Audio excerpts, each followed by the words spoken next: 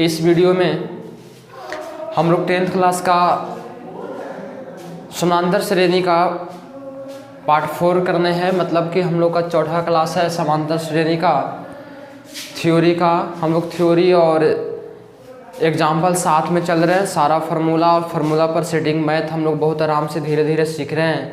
आप लोग जो विद्यार्थी 10th क्लास के हैं वे पार्ट 1 समांतर श्रेणी का पार्ट 1, पार्ट 2, पार्ट 3, पार्ट 4 तक ज़रूर देखें। उसके बाद अगर आपको चैप्टर का वीडियो डलाता है तो चैप्टर का वीडियो सारा मैथ को बनाइए और बढ़िया से समझिए।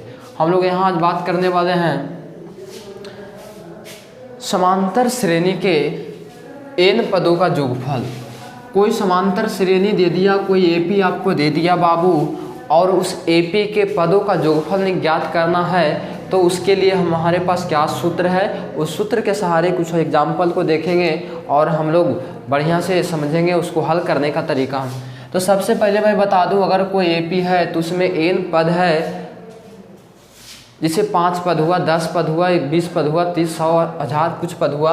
अगर n पद है तो उसके जोगफल को पहले हम लोग सूचित किस प्रकार से करते हैं, इस बात को हम यहाँ पे जानते हैं बहुत बढ़िया से। अगर कोई एपी है और उसमें n पद है तो उसके जोगफल को हम Sn से सूचित करते हैं। किससे सूचित करेंगे? Sn से सूचित करते हैं। जैसे कि अगर 4 पद है और इस एपी के जोगफल को सूचित करना है तो उसको हम S4 लिखेंगे। S4 लिखने का मतलब यहाँ पे हुआ कि 4 पदों, एपी के 4 पदों का जोगफल है। S मतलब सम होता है और सम मतलब जोड़ होता है। S मतलब सम होता है, सम मतलब जोड़ होता है, इसलिए हम लोग S लगाते हैं। ये बगल में जो यहाँ पे गोदी में बैठता है, n के गोदी में जो नीचे बैठता है बाबू, वो पदों की संख्या बताता है। S4 बराबर भाट, इसका मतलब हुआ 4 पदों का जोगफल ज्ञात करना है आपको।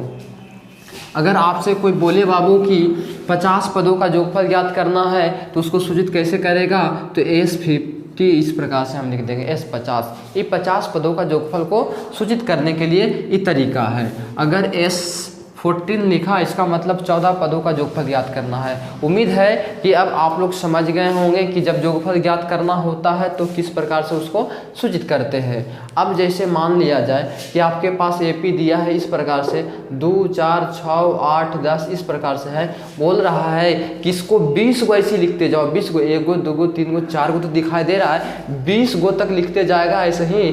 तो सब के जोड़ेगा 20 पद ऐसा लिखेगा और सब के जोड़ला पर कितना आएगा ये हमको बताओ। तो यहाँ पे देखिए, अगर हम ऐसे लिखे 2, 4, 6, 8, 10, 12, 14 ऐसे लिखे फिर सबको जोड़े तो जोड़ने में कुछ दिक्कत होगा। हम लोग क्या करते हैं, एपी के फार्मूला के सहारे उसको जोड़ हम लोग बहुत आसान तरीके से निकाल लेते हैं। जैसे में देखिएगा यहाँ 2, 4, 6, 8, 10 इस प्रकार से एक एपी दिया और इसके जोड़ने का तरीका मान ली कि 20 पद है, 20 पदों के जोड़ो। इसके लिए ऐसा मैथ बनाने के लिए हम लोग एक फार्मूला लिखेंगे यहाँ पे और उसको हम लोग उस फार्मूला के सहारे बहुत सारे मैथ को हम लोग हल करेंगे। आइए पहले फार्मूला कुछ बात हम लिख देते हैं। जैसा कि अभी बात लिखा कॉपी में आप लिखिए, कॉपी खोलिए, लिखिए। यदि एपी के n पदों के जोगफल को, एपी के n पदों के जोगफल को Sn से जोगफल को लिखिए, Sn से सूचित करते हैं, Sn से सूचित करते हैं। नीचे में हम फार्मूला लिख रहे हैं, उस फार्मूला को आप नोट कीजिए। Sn का फार्मूला होता है n/2 × 2a + n-1 × d। AP के n पदों के जोगफल का ये फार्मूला है। Sn का formula n/2 × 2a + n-1 × d। यहाँ पे n क्या है बाबू, n पदों का जोगफल है, n पदों का जोग है। यहाँ पे n पदों का, जो n जो है पदों की संख्या बताता है। n क्या है, पदों की संख्या। जरा समझिए, बहुत बढ़िया से हम लोग आराम से धीरे धीरे पढ़ रहे हैं। n क्या है, पदों की संख्या है, n पदों की संख्या है। और a क्या है, a का मतलब हम लोग जानते हैं कि a प्रथम पद है। और बताइए d क्या है, d क्या है, तो d सार्वंतर है। डी क्या है, सार्वंतर है। चलिए इस प्रकार से हम लोग एन मिलिगेशन समझ गए कि पदों का जोगफल है, एन समझ गए पदों की संख्या, 10 पद 20 पद 30 पद वो सब एन का मान होगा। ए मतलब प्रथम पद होता है, एन मतलब तो समझ रहे पदों की संख्या, डी का मतलब क्या होता है, सार्वंतर होता है। उसके बाद फिर हम लोग अगला इस फार्मूला को एक तरीका से और लिखा जाता है, इसको नोट कीजिए आप, इसको लिख लीजिए।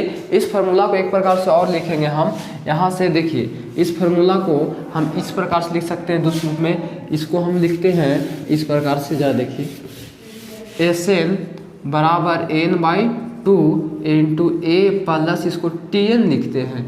Tn को चाहे Tn बोलो या तो N बोलो या तो L बोलो, हम बताया कि इस प्रकार से इसको लिख, Tn को N भी कहते हैं L भी कहा जाता है।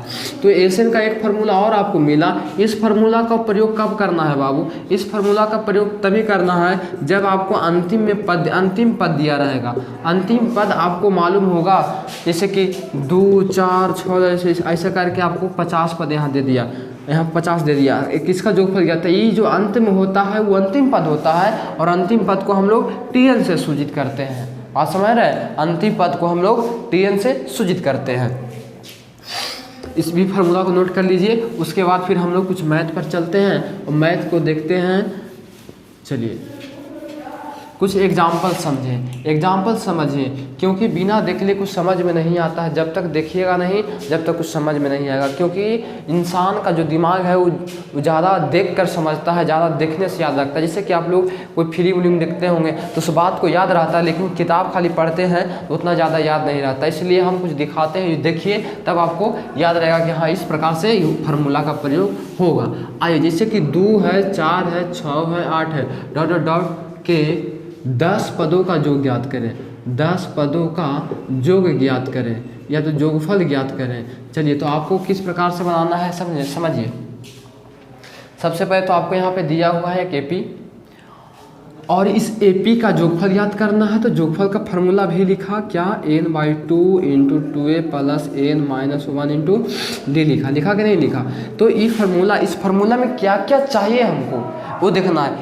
n मतलब पदों की संख्या, n मतलब पदों की संख्या, अब पदों की संख्या मतलब क्या गो पद है, मतलब 10 गो पद है।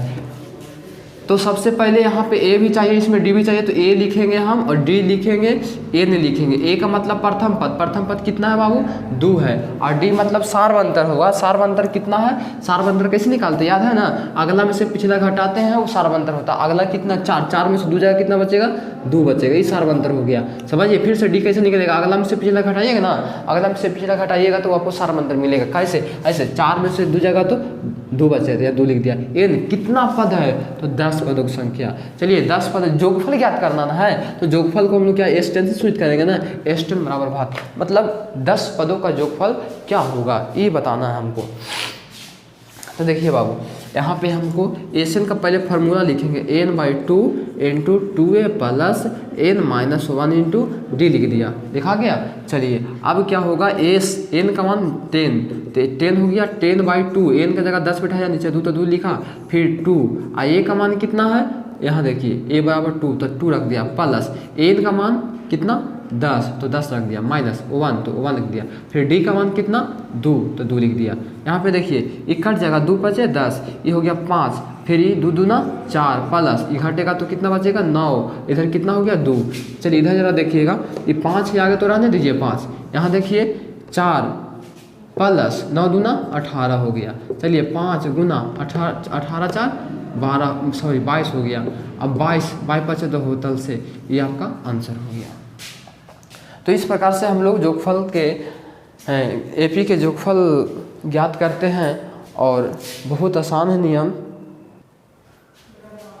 चलिए कह रहा है कि 12 पदों का एक एपी दिया है, एपी दिया हुआ है, इसमें 12 पदों का आपको जोग ज्ञात करना है। तो हम लोग जोगफल के लिए सीख रहे हैं ना, तो 12 पदों का जोग कैसे निकलेगा बाबू, तो सबसे पहले योगफल का फॉर्मूला याद करते हैं, तो उसमें आता है n/2 n/2 है ना, n/2 into 2a plus n-1 into D, इस प्रकार से आता है। तो हमको a चाहिए और d चाहिए और n चाहिए।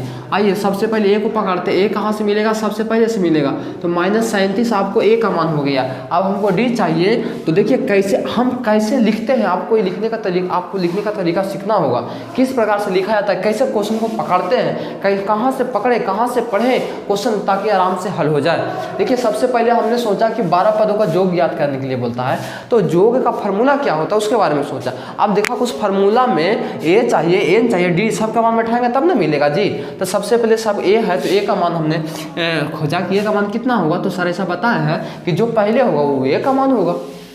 तो a का मान कितना हुआ, -37 हो गया। d का मान, और d का मान हमको सर बताएं कि अगला में से पिछला घटाना है, तो मिलेगा तुमको क्या, d का मान मिलेगा। तो अगला कितना है, -33, घटाना है, क्या करना है, घटाना है, तो घटाओ दिया। और अगला में से पिछला घटाना है, माइनस ही तो खुद है, तो माइनस से आ गया तो क्या कर देगा, प्लस, फिर माइनस क्या कर देगा, प्लस हो जाएगा कितना, 37। तो d बराबर क्या होगा, -33 प्लस 37 कितना हो जाएगा, 4 हो जाएगा। अब 12 पदों का मतलब n का मान कितना हो गया, 12 हो गया। योगफल मतलब s 12 बराबर क्या है, वाट। चलिए इस प्रकार से प्रश्न को पढ़िए और उसको पकड़ के आराम से उसको बनाइए, क्योंकि इसका नाम मैथ है। जब तक इसको मथिएगा नहीं आपको दिमाग में जाएगा नहीं और समझ में नहीं आएगा। अब s 12 योगफल याद करना है, n का फार्मूला n/2 लगाएंगे, योगफल का तो यही फार्मूला होता है 2a plus n-1 into D. बाबू रे n का मान कितना है, 12 बैठाइए, 12 बटा यहाँ पे 2 का, क्योंकि n का मान 12/2 हो गया। 2a का मान कितना है बाबू, -37 प्लस n का मान कितना है बाबू, 12-1, d का मान कितना है बाबू, 4। चलिए s 12 बराबर क्या होगा, कटेगा 6 मरतबे ना, 6 हो जाएगा, -37 गुना कितना होगा, 7 4 6 1 7 74। चलिए अब माइनस में 74 हो गया, प्लस इधर हो गया 11 गुना 4। इधर जरा देखिएगा क्या होगा, आगे 6 है तो आगे 6 रहेगा, और इधर -74 है, और प्लस यहाँ 11 चौकी कितना होगा, 44 होगा। जरा देखिएगा 11 चौकी 6, यहाँ पे इंटू मतलब तो गुना हो गया, और -74 प्लस 44 ही बचेगा, तो आपको कितना माइनस में 30 बचेगा। आइए आगे हम लोग चलते हैं, यहाँ पे गुना करना है, तो गुना कीजिए तो कितना होगा, -180। आपका ये आंसर हुआ। देखिए बहुत भारी प्रश्न नहीं है, थोड़ा सा समझना है। इस प्रश्न को आप बढ़िया से समझ के उतारिए, एक बार पहले वीडियो को देख लीजिए बढ़िया से, उसके बाद अगर समझ जाते हैं तो फिर उसको उतारिए, अपने से बनाइए। अगर अपने से नहीं बनता तो फिर वीडियो को देखिए, फिर उतारिए, और फिर इसको एक बार और अपने से बनाइए, तब आप प्रश्न को सीख सकते हैं बढ़िया से। चलिए क्वेश्चन नंबर हम अगला क्वेश्चन देख रहे हैं। इस प्रकार से दिया है आपको सामने, a का मान दिया है 5, d का मान दिया है 3 और n का मान दिया है 50। तो n और Sn ज्ञात करना है आपको, n ज्ञात कीजिए और Sn ज्ञात कीजिए। तो यहाँ पे क्या करना है बाबू, सबसे पहले हम ये समझेंगे, n ज्ञात करना है तो n कहाँ से मिलेगा। जरा देखिए a का मान दिया है प्रथम पद सार्वंतर n मतलब आप समझते हैं, n का मतलब होता है tn का मतलब होता है अंतिम पद, यानी an और tn दोनों का मतलब ही अंतिम पद होता है। इसका फॉर्मूला हम जाना था ऐसे कि an का लिखते हैं an बराबर a plus n-1 into D, E formula होता है। अब n का वैल्यू दिया हुआ है, तो n की जगह पर 50 बैठा दिया, बराबर a का मान दिया 5 तो 5 बैठा दिया, प्लस तो प्लस n-1, क्योंकि n का मान तो दिया नहीं है, n का मान तो आपको निकालना है ना, तो n का मान छोड़ दीजिए, और d का मान आपको 3 दिया तो 3 लिख दिया। अब देखिए ई 5 ई पट्टी प्लस में ई पट्टी आएगा तो क्या होगा, माइनस होगा, तो 50 -5 हो जाएगा, बराबर के सामने हमने बराबर लिखा, इधर बच गया n-1, इधर सटल मतलब गुना ना, सटल मतलब गुना 3 है। देखिए घटेगा तो कितना बचेगा, 45, ये हो जाएगा n-1, और ये गुना में कितना है बाबू, 3 है, ये कटेगा 15 तिया 45। देखिए बराबर में सामने ई पट्टी से ऊपट्टी कटता है, गुना में जब रहता है तो कट गया, 15 तिया 45 हो गया 15, बराबर n-1। अब n का मान ज्ञात करना है ना, तो n का तो आपको इकल्ले रखना पड़ेगा बराबर के एक पट्टी, तो आप क्या कीजिए, n को ई पट्टी छोड़ दिए, ई 1 को ऊपट्टी लेके जाइए, तो ई पट्टी माइनस में 1 तो ई पट्टी प्लस में, तो 15 + 1 बराबर मिलेगा n, तो n बराबर क्या मिलेगा, 15 × 16। ये आपका क्या होगा, आंसर होगा। आप समझ रहे हैं ना, हाँ एन का मान हुआ, हमको प्रश्न करा था एन भी ज्ञात करो और एसएन भी ज्ञात करो, तो एन का मान मिल गया। अब हम ज्ञात करेंगे एसएन। एसएन का फॉर्मूला बाबू n/2 होता है ना, i into 2a plus n-1 into D होता है। देखिए एस एन का मान कितना है बाबू 16, मतलब 16 पदों का जोगफल ज्ञात करना है। और एन का मान 16/2 और 2a का मान कितना है जरा बताइए, तो a का मान 5 है ना, तो रख दिया 5 प्लस n का मान यहाँ पे आपको मिलेगा क्या 16 -1 और d का मान बाबू यहाँ से देखिए 3 है, तो रख दिया 3।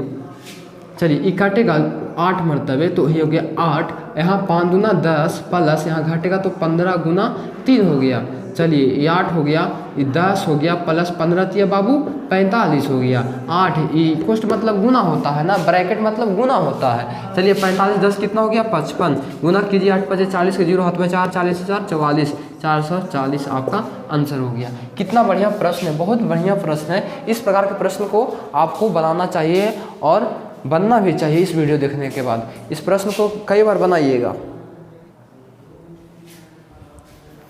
चलिए इस प्रश्न को देखिए, बहुत बढ़िया प्रश्न है, समझने लायक प्रश्न है।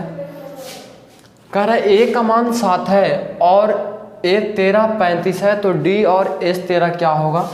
ए 13 मतलब 13 पद, 13 जैसे कि बताया था, टी 13 मतलब ये 13वां पद, T1 मतलब पहला पद, T2 मतलब ये जो 2 बताया पद की संख्या बताया है, 1 पहला पद दूसरा पद, यहाँ ए 13 दिया है, इसका मतलब वही 13वां पद है बाबू। 13वां पद आपको 35 है, 13वां पद 35 है, तो डी बताइए और एस 13 बताइए कि 13 पदों का जोगफल क्या होगा।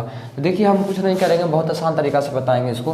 13वां पद का फॉर्मूला ए 13वां पद बराबर 35 है, क्या बोला ए 13 बराबर 35 दिया है ना आपको।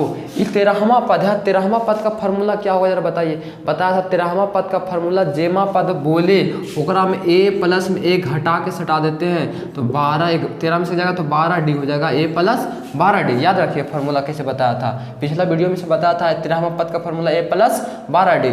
इसको लिखेंगे यहाँ ए प्लस 12 डी बराबर कितना है, ये 35 था तो 35 लिख दिया। अब ए का मान कितना दिया 7, तो लिखेंगे 7 प्लस 12 डी बराबर कितना 35 बाबू। अब देखिए यहाँ पे क्या करना है, पटी 7 प्लस में तो पटी माइनस में, 12 डी बराबर 35 माइनस 7 हो गया। अब 12 डी बराबर क्या होगा भाई जरा बताइए।